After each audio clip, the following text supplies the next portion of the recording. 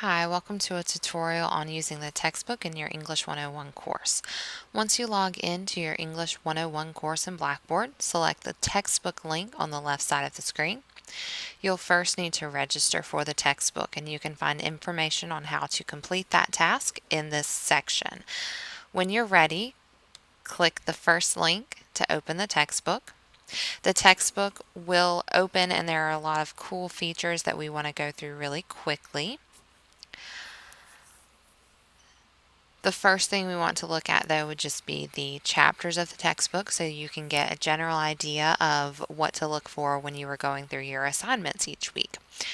When the textbook opens, it should open to the table of contents, which you can see here. If it does not, you can select the table of contents by changing from the week view to the outline view. I do recommend using the outline view for this course.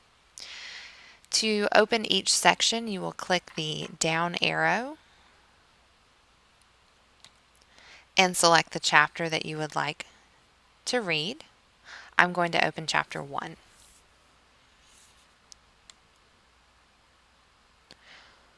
Once the chapter opens, there are lots of cool tools that we do need to talk about very quickly.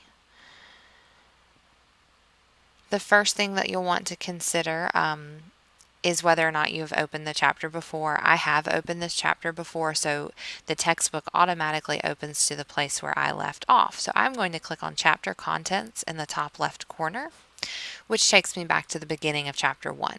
From here, I can select a particular section or advance through the pages to start from the beginning. As I read through this chapter, I will notice that there are vocabulary words built in. These vocabulary words provide the definition for the word, which will be helpful in terms of understanding some of the language of the course and the language of writing at the collegiate level.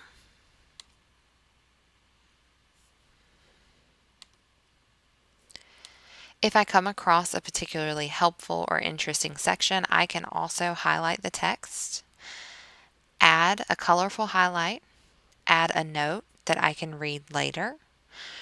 I can read any part of this textbook out loud, or I can add a flashcard if I feel this is something I should study. To add a note, select Add Note and type your note on the screen. When you click Save, the note is saved to this section of the textbook.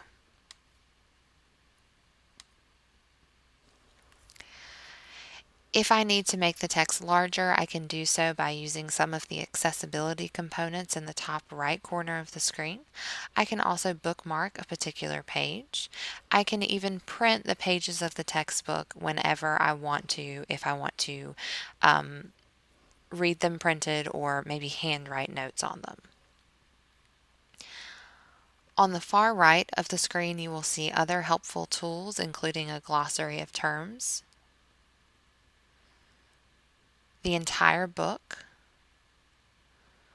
the read speaker, which does read the text out loud to you, and so on and so forth. So I'm going to close this chapter now, and I'm going to scroll down so I can see what else this textbook offers. There are many sections that you can see here that we won't use as part of your assignments, but you might find them helpful. For example, Part 6, a rhetorical guide to grammar and sentence style, is something you might want to review as you proofread or edit your own work. The homework section is one that you absolutely will use. These will be your graded quizzes, and each graded quiz provides the due date directly below the title of that quiz. When you're ready to complete a quiz and you have located the quiz in the textbook, click on the title of the quiz to open.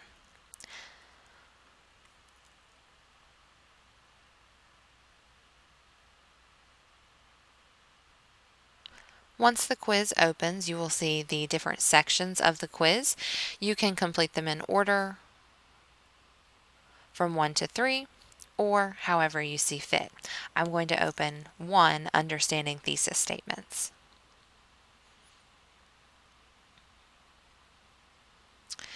As you complete the quizzes, you will want to read through each section and answer anything that requires an answer. If you select Grade It Now, the quiz will be graded immediately and that will save to your gradebook permanently. If you select Save and Continue, you can come back and review your responses. I'm going to select Save and Continue, which will advance my textbook to the second section of this particular quiz. When I click back to the assignment, I notice that there is a symbol in the first box under the first section of this quiz. This means I have gone in and attempted this section of the quiz one time. Before I select I'm done, grade assignment now, I can go back and change my responses up to 2 more times. I can do this for each section of the quiz. Again, once I click grade it now or grade assignment now, the assignment grade is saved. As you progress through the semester, you may also be asked to review student works, which you can find in the Examples of Student Works section under Student Papers. These papers or essays are separated by type of essay, and while not all of them are assigned, all of them can be helpful in terms of understanding the assignment you are working on and even writing at the collegiate level. That pretty much takes care of the brief introduction to the textbook. If you have any questions, please don't hesitate to ask, and I hope you enjoy.